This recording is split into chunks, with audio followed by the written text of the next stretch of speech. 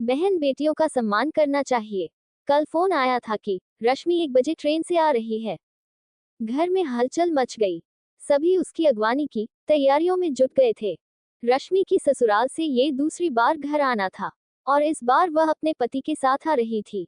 घर में उत्साह का माहौल था, हर कोई अपने तरीके से तैयारियों में लगा हुआ था। तभी अचानक एक तेज आवाज गूंजी, इतना सब देने की क्या जरूरत है?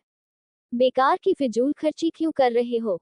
और हाँ, आ रही है तो टैक्सी करके आ जाए स्टेशन से। यह आवाज अजय की थी, जो बहन के आने की खबर सुनकर भुना भुना रहा था। माँ की आंखों में एक पल के लिए सवालिया निशान उभर आया। जब घर में दो दो गाड़ियां हैं, तो मेरी बेटी टैक्सी से क्यों आएगी? और दामाद जी का कोई मान सम्मान नहीं है क्या? माँ ने हल्के से फटकारते हुए कहा। पिता ने स्थिति को भांपते हुए तुरंत प्रतिक्रिया दी। ससुराल में उसे कुछ सुनना न पड़े, मैं खुद जाऊंगा उसे लेने। तुम्हें अगर कोई तकलीफ है तो तुम मत जाना। पिता के शब्दों में नाराजगी और संजीदगी का मिश्रण था, लेकिन अजय ने हार मानने का नाम नहीं लिया। उसने तंज कसते हुए कहा, और ये इतना सारा सामान का खर्चा क्यों? शादी में दे दिया, अब और पैसा फूंकने से क्या मतलब है? पिता का गुस्सा अब उबाल पर था।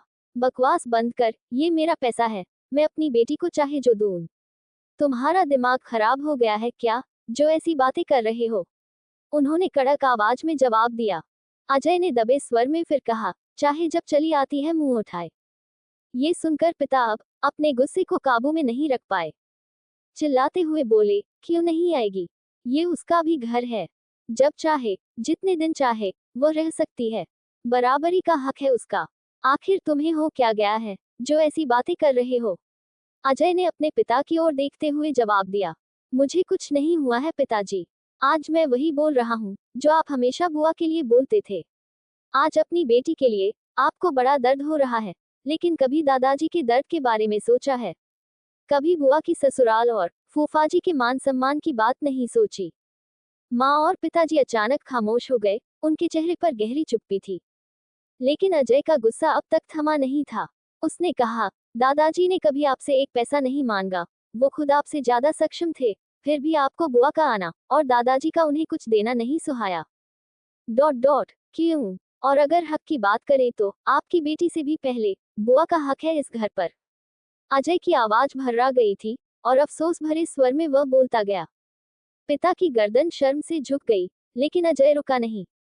आपके खुदगर्ज स्वभाव के कारण बुआ ने यहाँ आना ही छोड़ दिया। दादाजी इसी गम में घुलकर चले गए। और हाँ, मैं खुद जा रहा हूँ स्टेशन रश्मि को लेने, पर मुझे इस बात की खुशी है कि मैं कम से कम आपके जैसा खुदगर्ज भाई नहीं हूँ। कहते हुए अजय कार की चाबी उठाकर स्टेशन के लिए निकल गया। पिता की आंखों में आंसू आ गए और वह अपनी बहन सरिता को फोन लगाने लगे। दीवार पर लगी दादाजी की तस्वीर जैसे मुस्कुरा रही थी, मानो कह रही हो कि आखिरकार सच सामने आ ही गया।